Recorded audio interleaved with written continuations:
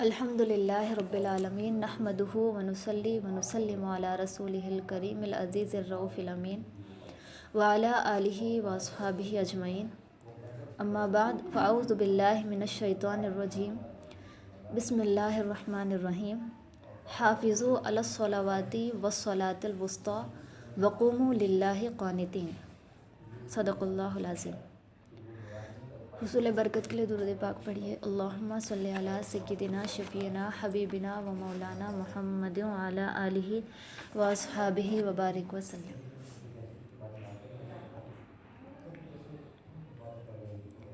آج کا ہمارا عنوان ہے نکاح کھیل کود تماشے وغیرہ کا نام نہیں بلکہ نکاح عبادت ہے۔ آج تک ہم نے دیکھا معاشرے میں بہت سارے نکاح ہوتے ہوئے آئے ہیں، سب کے نکاح ہوئے ہیں، زندگیاں گزر رہی ہے سب کی، لیکن ہم نے نکاح کو سمجھا کیا ہے؟ نکاح کو ہم کیسے تصور میں اس کو ڈھالتے ہیں؟ کیا ہم سوچتے ہیں نکاح کے بارے میں کہ نکاح کیا ہے؟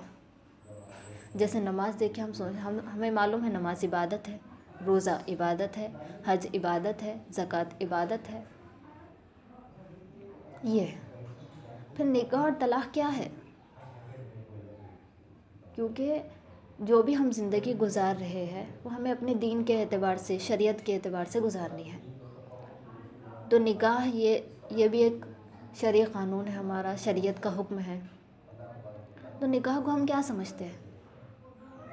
تو نکاح جو ہے کھیل کود اور تماشے وغیرہ کا نام نہیں، نکاح بھی عبادت ہے۔ اب نکاح کیسے عبادت ہے آپ کو ابھی سمجھ میں آئے گا۔ دیکھیں آپ سورہ بقرہ کی آیت کریمہ، جو آیت کریمہ میں تلاوت کی ہوں وہ ہے 238 سورہ بقرہ کی، دوسرے پارے کی 238 ہے۔ اس سے پہلے 9 آیتیں گزری ہے الطلاق مرتان سے۔ جیسے اس سے قبل آپ نے درس طلاق کا سنا کہ طلاق 2 مرتبہ ہے، تو یہاں سے یہ ایک دم شروع ہوا ہے الطلاق مرتان۔ اس سے پہلے بھی ہے طلاق کے حوالے سے۔ تو یہ طلاق کی اور نکاح کی آیت اللہ پاک بیان فرما رہا ہے، فرما کر آخر میں جو ہے اللہ پاک نے یہاں پہ اس آیت کریمہ سے پہلے اس میں فرمایا بیدہ عقدۃ النکاح، شوہر کے ہاتھ میں نکاح کی ڈوری ہے، شوہر کے ہاتھ میں نکاح کی ڈوری ہے۔ اب اس پہ سوال ہو سکتا ہے کہ کیوں شوہر کے ہاتھ ہی میں کیوں؟ تو ہم یہ نہیں پوچھ سکتے۔ اللہ نے یہ حکم دیا کہ شوہر کے ہاتھ میں نکاح کی ڈوری ہے، اب یہ کیوں پوچھنا، یہ تو حکمت ہے، اللہ نے کیوں ایسا رکھا، یہ اللہ کی حکمت ہے۔ ہمیں حکمت کے پیچھے نہیں جانا کہ اللہ نے کیوں شوہر کے ہاتھ میں رکھا۔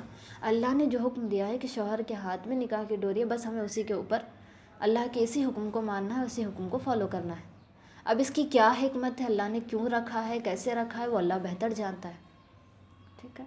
اب اس کے بعد اللہ پاک نے فرمایا طلاق اور نکاح کے یہ فرمان کے بعد پورا، اسی کے بعد اللہ پاک آیت کریمہ میں فرماتا ہے حافظوا علی الصلوات والصلاۃ الوسطی، نمازوں کی حفاظت کرو۔ اب اس کا کیا کنیکشن ہے؟ طلاق اور نکاح کے بارے میں اللہ پاک سمجھا رہا ہے، ہمیں بتا رہا ہے، اسی کے فوری بعد اللہ پاک فرما رہا ہے حافظوا علی الصلوات والصلاۃ الوسطی، اپنی نمازوں کی حفاظت کرو۔ اس کا مطلب نکاح اور طلاق یہ جو بھی مسائل ہے اس کا ریلیشن ہے نماز سے، کوئی نہ کوئی ریلیشن ضرور ہے، ورنہ کہیں اور فرماتا اللہ پاک، لیکن نہیں۔ جیسے ہی طلاق اور نکاح کے بارے میں اللہ پاک نے ہمیں سمجھا دیا، اسی کے بعد اللہ پاک فرماتا ہے حافظوا علی الصلوات، اپنی نمازوں کی حفاظت کرو۔ نماز پڑھنے کے لیے نہیں کہہ رہا اللہ، حفاظت کرنے کے لیے کہہ رہا۔ حفاظت میں جو ہے پاسٹ پریزنٹ فیوچر سب آتے ہیں، جو پڑھ چکے ہیں اس کی بھی حفاظت کرو، جو پڑھ رہے ہو اس کی بھی حفاظت کرو، جو پڑھنے والے اس کی بھی حفاظت کرو۔ حفاظت کرنے کے لیے کہا اللہ پاک۔ اب دیکھیں آپ نکاح میں کیا ہوتا ہے اکثر ہمارے معاشرے میں، نکاح سے پہلے بھی کھیل کود ہوتا ہے، نکاح کے بعد بھی ہوتا ہے۔ ابھی آپ کو سمجھ میں آ جائے گا۔ نکاح سے پہلے کیا ہوتا ہے؟ ناچنا گانا، یہ ساری چیزیں ہے نا، ناچنا گانا ہوتے ہیں، یہ رسم وہ رسم، یہ انگلی پکڑنے کی رسم، وہ ہاتھ پکڑنے کی رسم، یہ ساری چیزیں جو خرافات ہے، جس کا اسلام سے کوئی تعلق نہیں، کوئی تعلق نہیں۔ جیسے آپ دیکھیے وہ جو سالی جو انگلی پکڑنے کے لیے جاتی ہے، ابھی نکاح نہیں ہوا ہے، نکاح سے پہلے ہی ہوتا ہے نا یہ سب، ابھی نکاح نہیں ہوا، وہ ابھی سالی بنی نہیں ہے پورے طور پر، ابھی بنی نہیں ہے، حالانکہ پھر غیر محرم ہی ہے وہ اس کے لیے بھی، فی الوقت غیر محرم ہے نکاح سے پہلے تک۔ جب آپ دیکھیے نکاح سے پہلے تک شوہر اور بیوی خود بات نہیں کر سکتے، کیونکہ نکاح سے پہلے وہ شوہر بیوی نہیں رہتے، نکاح کے بعد بنتے۔ انگیجمنٹ ہو جاتا ہے، ہمارے معاشرے میں ایسے ہوتا ہے نا، اب انگیجمنٹ ہو گیا تو مطلب ڈھیل چھوڑ دیتے ہیں، ارے اب تو ان کا رسم ہو گیا نا، اب جو چاہے کر سکتے۔ نہیں، کیسے کر سکتے جبکہ نکاح ہوا ہی نہیں ہے؟ انگیجمنٹ الگ ہے، نکاح الگ ہے۔ تو مطلب انگیجمنٹ ہو جاتا ہے تو نکاح سے پہلے تک انگیجمنٹ ہو جاتا ہے، 2 سال کے بعد نکاح کا وقت مقرر کرتے ہیں۔ اب 2 سال کے درمیان جو ہے سب باتیں بھی چلتی ہے، ملاقات بھی چلتی ہے، یہ ساری چیزیں خود ماں باپ خود ڈھیل چھوڑتے ہیں، نہیں اب تو رسم ہو گیا نا، ہم کچھ بھی نہیں بول سکتے، کچھ نہیں کر سکتے۔ یہ ساری غلط چیزیں ہیں، غلط چیزیں، حرام ہے یہ سب کچھ کرنا، حرام ہے۔ نکاح سے پہلے تک 1 سیکنڈ پہلے تک بھی وہ بات نہیں کر سکتے، 1 سیکنڈ پہلے بھی بات کیا تو بھی حرام ہے، حرام۔ تو جس سے نکاح ہو رہا ہے اس کے لیے حرام ہے نکاح سے پہلے تک بات کرنا۔ تو جو ابھی مطلب بنی ہی نہیں ہے کچھ، اس کا انگلی پکڑنا، ہاتھ پکڑنا، یہ سارے رسومات، یہ سب خرافات ہے، یہ سب حرام چیزیں ہیں۔ ہمارا اسلام سے اس کا کوئی تعلق نہیں، اس سے اسلام کا کوئی تعلق نہیں، اسلام کا اس سے کوئی تعلق نہیں، یہ سب خلاف اسلام جو ہے کام ہے۔ یہ ہوتا ہے نکاح میں، نکاح سے پہلے۔ اب نکاح کے بعد کیا ہوتا ہے؟ نکاح جیسے ہی ہو جاتا ہے، جیسے ہی ہو جاتا ہے اس کے دوسرے دن پھر کھیل کود شروع ہو جاتا ہے، رنگیں لگانا، یہ سب کرنا، جس کو چوتھی کا نام دیا گیا ہے اس حیدرآباد میں۔ نکاح ہو گیا، ابھی ولیمہ نہیں ہوا ہے، ٹھیک ہے؟ اب نکاح کے بعد پھر کھیل کود، چوتھی کرنا، یہ سب مطلب رنگیں لگانا، بھیگنا کرنا، پورا تماشا ایک دم بنا لینا اپنے گھر کو، ہے نا؟ ہر کوئی دیکھتا ہے، ارے دیکھو ان کے گھر میں کیسے کھیل رہے ہیں۔ تو کیا نکاح اس کا نام ہے؟ نہیں، نکاح ایک عبادت ہے۔ اسی لیے تو اللہ پاک نے نکاح اور طلاق کے سارے سچویشنز کو بتانے کے بعد حافظوا علی الصلوات کہا، اپنی نمازوں کی حفاظت کرنے کے لیے کہا۔ نکاح سے پہلے بھی کھیل کود، نکاح کے بعد بھی کھیل کود، اور اسی کھیل کود میں جو ہم نمازوں کو بھول جاتے ہیں، اسی کھیل کود میں نمازوں کو بھول جاتے ہیں۔ اب آپ دیکھیے، جس لڑکی کی شادی ہونے والی ہے، جس دن ہونے والی ہے، اس سے اسی دن پوچھ لیجئے، آج تو تم ایک نئی زندگی میں جانے والی ہو، ایک نئے گھر میں تم قدم رکھنے والی ہو، زندگی کی ایک نئی شروعات کرنے والی ہو، بتاؤ کیا تم نے نماز فجر پڑھی ہے؟ شرم سے چہرہ جھک جاتا ہے، ارے وہ تو سانچک میں اتنی دیر ہو گئی کہ صبح ہو گئی، نماز ہماری چھوٹ گئی۔ زندگی کی نئی زندگی کی ایک شروعات ہونے والی ہے، اسی میں جو ہے نمازوں کو چھوڑ، کیونکہ اللہ پاک یقیناً اللہ پاک پاسٹ پریزنٹ فیوچر سب کو جانتا ہے۔ اللہ پاک جانتا ہے کہ امت ایسے کرے گی کہ شادیوں کے نکاح وغیرہ کو لے کر کے اتنا اس میں مشغول، اس کے کھیل کے کود میں مشغول ہو جائیں گے کہ پھر نمازوں کو بھول جائیں گے۔ تو اللہ پاک نے اسی کے فوراً بعد فرمایا حافظوا علی الصلوات، اپنے نمازوں کی حفاظت کرو۔ کیوں؟ کیونکہ تم بندیاں جو ہے نکاح کے اس میں کھیل کود میں ایسے مشغول ہو جاتی ہو کہ نمازوں کی حفاظت چھوڑ دیتی ہو، نمازوں کو چھوڑ دیتی ہو۔ تو کتنا اللہ پاک مطلب آج ہی سمجھو یہ آیت کریمہ ہمارے لیے اتر رہی ہے، ایسا ہمارے پاس، ہمارے سامنے ایسا رکھ رہا ہے اللہ پاک کہ آج ہی ہمارے ہی مطلب لیے اتری ہے یہ آیت کریمہ، ہمارے لیے ہی اتری ہے۔ کیونکہ رسول پاک علیہ الصلوۃ والسلام ہے، صحابہ ہے، صحابیات ہے، سب رسول کی نگرانی میں ہو رہا ہے، کہاں سے کسی کی نماز قضا ہوگی؟ بتائیے، ہوگی؟ نہیں ہوگی۔ اب ہونے والی قضا اسی امت کی نماز ہے وہ، کیونکہ سب صحابہ ہے، سب صحابیات ہیں، سب ایمان والے ہیں، رسول کی نگرانی میں ہے سب، تو کسی کی نماز قضا نہیں ہو رہی، نکاح ہو چاہے کچھ بھی ہو، لیکن ہماری نماز قضا ہو رہی ہے۔ اسی لیے اللہ پاک نے یقیناً یہ حکم ہمارے لیے فرمایا کہ اپنے نمازوں کی حفاظت کرو۔ اکثر نمازیں چھوٹ جاتی ہیں، تو نماز ایک عبادت ہے نا؟ نماز عبادت ہے۔ نکاح اور طلاق کا سب سچویشنز بتانے کے بعد اللہ نے نمازوں کی حفاظت کرنے کے لیے کہا۔ اب جیسے دیکھیے آپ، نکاح بھی شرعی چیز ہے، طلاق بھی شرعی چیز ہے، یہ ایسا بھی نہیں ہے کہ اس کو دنیا میں آنے کے بعد بنایا گیا ہو، ایسا بھی نہیں کہ دنیا والوں نے اس کو بنایا ہے کہ ارے نہیں نکاح شادی کرنی چاہیے، یہ کرنی چاہیے، وہ کرنی چاہیے۔ کیا مطلب لکھا رہتا ہے رخے پر؟ النکاح من سنتی، النکاح من سنتی، نکاح نبی کی سنت ہے، یہ لکھا ہوا ہوتا ہے نا، نکاح نبی کی سنت ہے۔ تو یہ کوئی دنیاوی چیز نہیں بلکہ دینی چیز ہے، دنیاوی چیز نہیں، دینی چیز ہے۔ ایک آسان سی مثال سے آپ اس کو سمجھیے، جیسے ہم کھانا کھاتے ہیں، بغیر بسم اللہ پڑھے کے بھی اگر کھائیں گے تو پیٹ بھرے گا.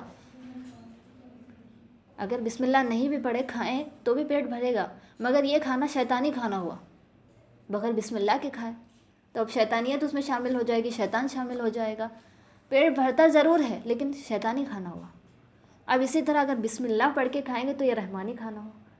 بسم اللہ الرحمن الرحیم پڑھ کے اگر کھائیں گے تو اللہ کا نام آیا اس پر، تو اس پہ بھی ہمیں نیکیاں ملے گی. پیٹ ہمارا بھر رہا ہے، خواہش ہماری پوری ہو رہی ہے، لیکن نیکیاں ہمیں مل رہی ہے اس پر. تو جب ہم بسم اللہ پڑھ کر کھانا کھائے تو یہ کھانا بھی ہمارے لیے عبادت بن جاتا ہے، کھانا بھی ہمارے لیے عبادت بن جاتا ہے. تو یہ نکاح یہ تو بڑے بڑے معاملات ہیں. اس میں اگر ہم نمازوں کو چھوڑ دیں، نمازوں کو اگر ہم بھول جائیں تو پھر یہ کہاں سے ہم عبادت بن سکے گی؟ یہ عبادت نہیں بن سکے گی. لکھتے تو ہے کہ نکاح جو ہے نبی کی سنت ہے، لیکن ہم سنت کے فیضان کو حاصل نہیں کر پا رہے، سنت کے فیضان کو حاصل نہیں کر پا رہے. اب بتائیے آپ، جتنی نمازیں چھوٹ جاتی ہیں نکاح کے وقت، جیسے بھی سارے دینی کام ہم سے چھوٹ جاتے ہیں، ایسے مطلب مشغول، ایسے بزی ہو جاتے ہیں. ہر دینی کام، نماز تو چھوڑیے، ہر دینی کام چھوٹ جاتا ہے. اس میں کوئی کام ایسا نہیں ہوتا جو دین کے حوالے سے ہم کر رہے ہوتے، کچھ کام ہمارا دین کا ہو رہا ہوتا، کوئی نیکیوں والا ہم اگر کام کر رہے تو ایک وظیفہ بھی ہم جو ہے پڑھ نہیں سکتے چلتے پھرتے. ایسی مشغولیت رہتی ہے کہ کبھی درود آ جائے، کبھی بسم اللہ شریف یاد آ جائے، وہ بھی نہیں ہوتا. ایسے مشغول ہو جاتے ہیں. اب وہ ہونے کے بعد اب چلو نکاح ہو بھی گیا، ہو گیا، اگر اس کے بعد کچھ برا اگر ہو جائے گھر میں تو ارے یہ دیکھو یہ مطلب یہ منحوس ہے، اس کی وجہ سے یہ سب ہو گیا. یہ ہوتے ہیں نا بوڑھے لوگوں کی باتیں، گھر والوں کی باتیں، ان کے آنے کی وجہ سے آج گھر میں برا ہو گیا. یہ نہیں سوچتے کہ ہم نے نکاح ایسے، ہم یہ ایسے اس کی تیاریوں میں ایسے مشغول ہو گئے کہ ہم نے نماز کو بھول گئے. یہ نہیں سوچتے، اپنی خامیوں کو نہیں سوچتے. جب تک وہ اپنی ماں کے گھر میں تھی، جب تک نہیں تھی وہ منحوس. تو نحوست کسی کے قدموں میں نہیں ہوتی. آج ہمارے معاشرے کی عورتوں کو، معاشرے کی جو بزرگ عورتیں ہیں ان لوگوں کو یہ سمجھانا ضروری ہے، کیونکہ کچھ برا ہو جائے نکاح ہونے کے بعد تو یہ بات ضرور آتی ہے کہ ارے اس کی وجہ سے ہو گیا، اس کے قدم اچھے نہیں ہیں، یہ اچھی نہیں ہے. اب تبھی سے جو ہے ملامت والے سلسلے شروع ہو جاتے، تبھی سے لڑائی جھگڑے والے سلسلے شروع ہو جاتے. کبھی تو یہ سوچا کرو، نکاح ایک شرعی چیز ہے، نکاح بھی ایک عبادت ہے. کیا تم نے نکاح سے پہلے ساری نمازیں ادا کی ہے؟ نکاح کے دن نماز فجر پڑھی ہے؟ کوئی نماز قضا نہیں ہوئی ہے؟ یہ ساری خامیاں ہوتی ہیں جو ہمارے ساتھ آگے برا ہوتا ہے. ہماری ان خامیوں کی وجہ سے، کسی غیر کی بنیاد پہ نہیں ہوتا کچھ بھی. تو یہ ذہن کو ختم کرنا ہے، کیونکہ اگر وہ یقین واقعی منحوس اگر ایسا تصور کیا جا رہا ہے تو اپنے ماں باپ کے گھر میں رہنے تک بھی اس کے ساتھ ایسا ہونا چاہیے تھا. لیکن کیوں نہیں ہوا؟ ابھی کیوں ہوا؟ تو ہم نے اور آپ سب نے جو ہے اللہ کو ہم بھول گئے، اچھے کاموں میں عبادتوں کو ہم بھول گئے. تو یہ ساری چیزیں ہمارے ساتھ درپیش ہو رہی ہیں، ہمارے سامنے آ رہی ہے یہ ساری چیزیں، ورنہ نہیں آتی. تو ہمیں خصوصاً ان باتوں کا خیال رکھنا ہے، جو نکاح سے پہلے اور نکاح کے بعد ایک فکر کا لمحہ ہمیں محسوس کرنا ہے، ہمیں سوچنا ہے، فکر کرنی ہے، تھوڑا سا ذہن لگانا ہے، تھوڑا سا غور و فکر کرنا ہے. نکاح سے پہلے کیا ہوتا ہے، نکاح کے بعد کیا ہوتا ہے، کون سی ایسی مطلب چیزوں میں ہم چوک کر جاتے ہیں جس سے ہماری زندگی جو ہے کامیاب نہیں ہو پاتی. نکاح میں یہ سارے خرافات ہوتے ہیں، نمازیں چھوٹ جاتی ہے، اولاد جو پیدا ہوگی وہ کہاں سے نیک ہوگی بتائیے. ہماری خامیوں کی وجہ سے بعد میں یہ شکوہ کرنا کہ ہماری اولاد اچھی نہیں، ہماری زندگی اچھی نہیں گزر رہی ہے، یہ سب ابتدا بنیاد ہی صحیح نہیں ہوئی نا، تو پھر آگے کہاں سے سب تعمیر صحیح ہوگی. بنیاد صحیح ہونا چاہیے پہلے. بنیاد اچھی رہے تو آگے سب کچھ اچھا ہوتا، بنیاد اچھی نہیں رہی تو کچھ بھی اچھا نہیں ہوتا. اور اللہ پاک نے اس آیت کریمہ کو نکاح اور طلاق کے اس سچویشن کو سمجھانے کے بعد دے کر ہمیں ایک ذہن دے دیا کہ نماز جو ہے یقیناً ہمیں کیسے بھی حالات میں پڑھنی ہے، خوشیوں کے ماحول میں بھی پڑھنی ہے، غموں میں بھی ہو تو پڑھنی ہے. نماز ہمیں کبھی چھوڑنی نہیں ہے، نمازوں کی ہمیں ہمیشہ حفاظت کرنی ہے. تو اب ہمیں غور کرنا ہے کہ کس طرح ہمیں، چاہے کون سا بھی معاملہ ہو، نکاح کا ہو، طلاق کا ہو، یا پھر کوئی اچھا ہمارے گھر میں کوئی اچھی چیز ہو رہی ہو، کوئی اچھا کام ہو رہا ہو، تو اس میں ہمیں ہمیشہ یاد رکھنا ہے کہ ہماری نماز کوئی قضا نہیں ہونی چاہیے، ہماری نماز نہیں چھوٹنی چاہیے. نماز کا وہ مقام ہے۔ آج ہم خود محسوس کر سکتے ہیں، آج جتنوں کے نکاح کامیاب نہیں ہو رہے، جن کی زندگی کامیاب نہیں ہو رہی، خامی ہم میں ہی ہے، خامی ہمارے ہی اندر ہے۔ بس شکوہ کرنے سے ہمارے ساتھ ہی پریشانی آنی چاہیے کیا؟ یہ غلط ہے۔ ہم اگر دین کے حوالے سے مکمل ہو جائیں گے، نمازوں کے پابند رہیں گے، شریعت کے پابند رہیں گے، تو مشکل اگر آئے گی بھی تو ہمیں یہ احساس ہوگا کہ ارے مشکل تو اچھوں کو ہی آتی ہے۔ کیونکہ کافروں کے لیے جو نماز نہیں پڑھتے، جن پر نماز ہے نہیں، کافر ہے، ان کے لیے تو اللہ نے دنیا کو جنت بنا رکھا ہے اور مومنوں کے لیے قید خانہ رکھا ہے۔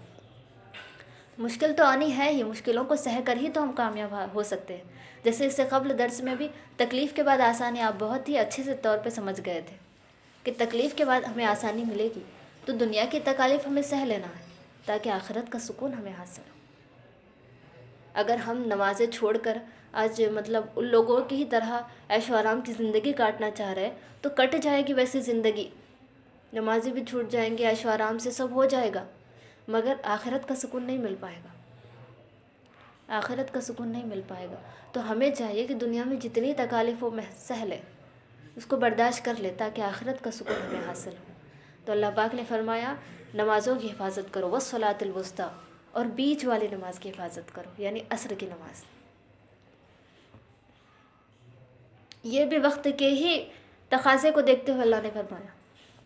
اب بتائیے، آپ لوگ تو مائیں ہیں الحمدللہ، عصر کی نماز چھوٹتی ہے یا نہیں چھوٹتی ہے؟ بتائیے، جب بچے آنے کا وقت ہوتا ہے، ایک دم نماز کا بھی وقت، بچے آنے کا بھی وقت اسکول سے، ان لوگوں کو کھانا دینا، ان کو یہ کرنا، ان کے ڈریس کا، ان کا یہ، ان کا وہ، اس میں جو ہے عصر کی نماز کا وقت ہوتا ہی کم ہے، زیادہ سے زیادہ 1 گھنٹہ،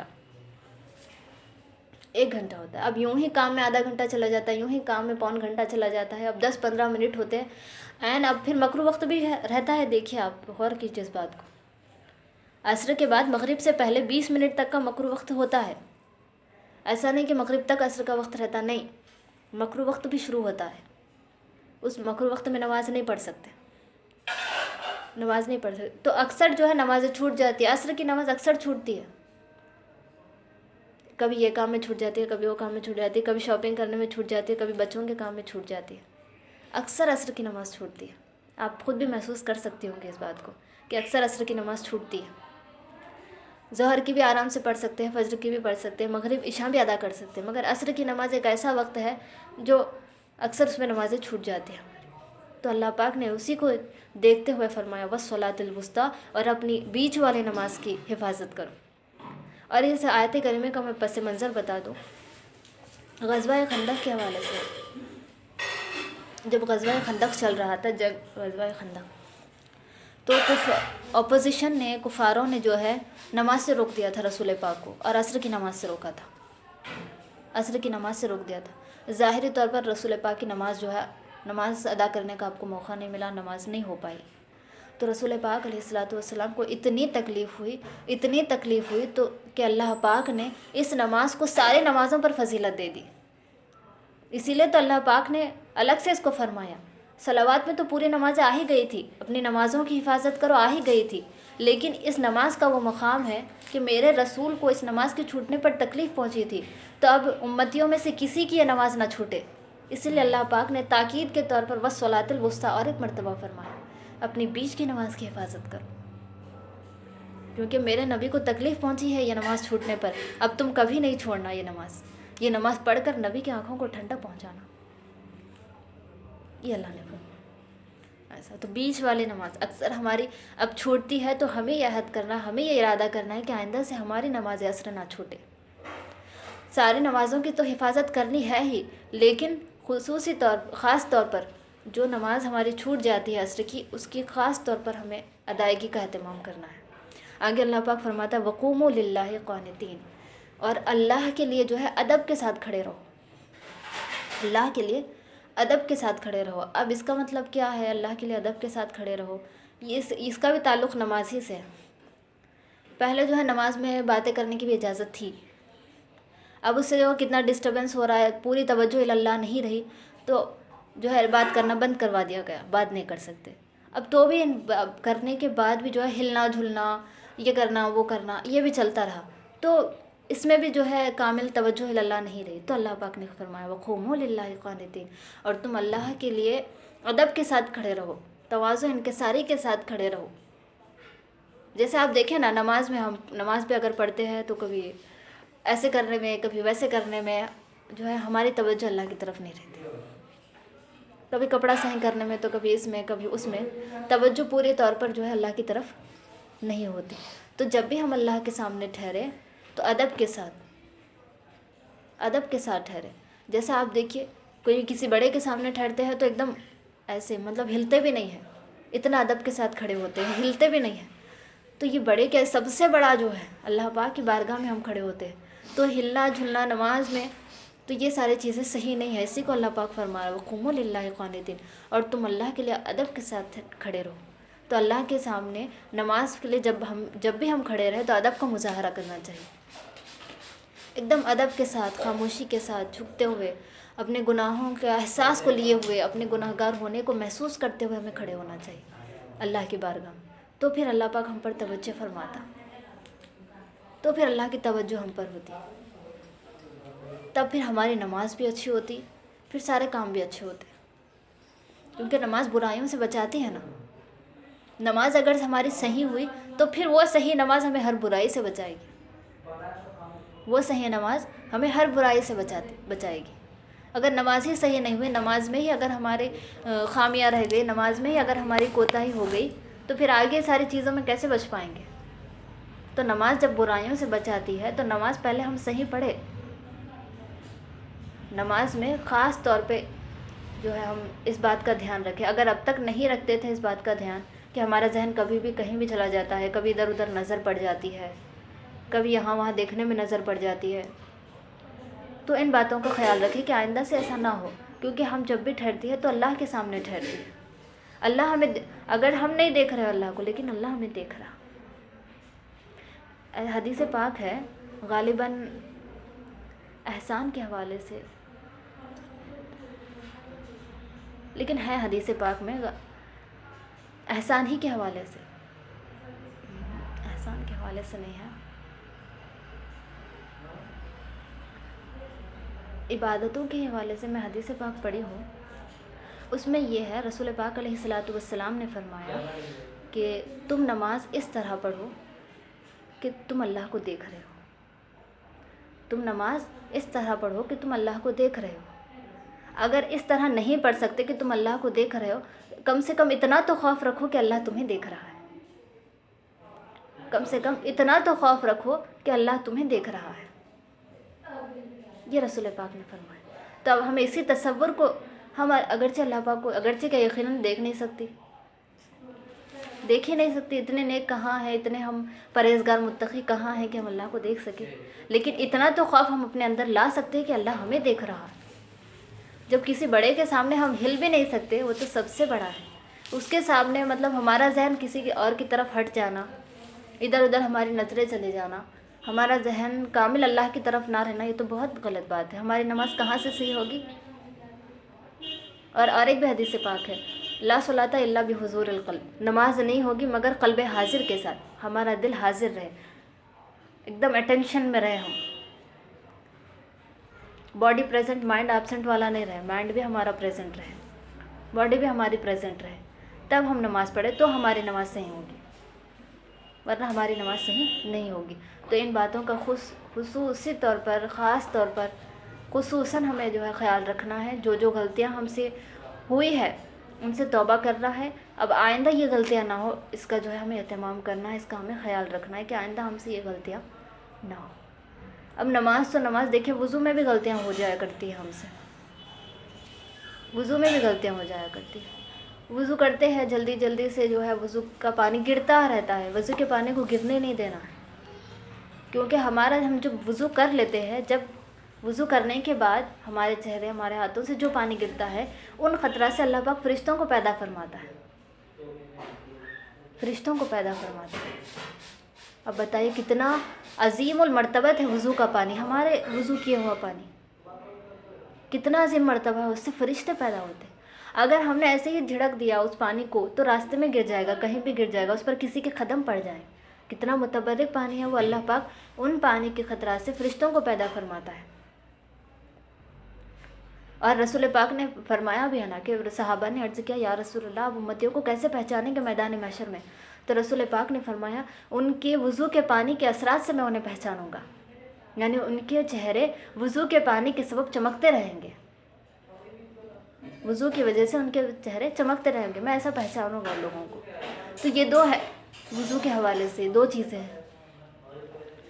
تو وضو کا پانی جب بھی ہم وضو کریں تو اس کو ایک دم سختی سے بھی نہیں پوچھنا چاہیے، پورا سوکھ جائے ایسا نہیں، بلکہ آہستہ آہستہ سے جو ہے اس کو پوچھنا چاہیے تاکہ پورا سوکھے بھی نہیں، اس کی تری ہمارے چہرے پر ہمارے ہاتھوں پر رہے، اگر رہے گی تو ہی تو میدان محشر میں ہمارے چہرے چمکیں گے، تو وہ تری رہے، پانی کی جو تری ہے وہ ہمارے چہرے پر رہے، پورے طور پر بھی نہ پہنچے اور نہ ہی وضو کا پانی زمین پر گرنے دے، گرنے بھی نہیں دینا، پورے طور پر ختم بھی نہیں ہونے دینا، بلکہ اس کو اچھے سے پوچھ لینا تاکہ جو ہے چہرے ہمارے چمکے میدان محشر میں، اور وضو کا پانی نیچے گرے بھی نہیں۔ تو جب ہمارے وضو کے پانی کا یہ مقام ہے، یہ ہے وضو کے حوالے سے احکام، تو نماز کا کتنا عظیم مرتبہ ہوگا۔ نماز جبکہ افضل العبادات ہے، ہم خود محسوس کر سکتے ہیں، ہم خود محسوس کر سکتے ہیں، کیونکہ وضو کے بغیر ہم نماز تو پڑھ نہیں سکتے۔ اب وضو جب ہم کر لیے ہے نماز کے لیے، تو نماز ہمیں کتنے اچھے طور پر ادا کرنی ہوگی، ہم خود اس بات کو محسوس کر سکتے ہیں۔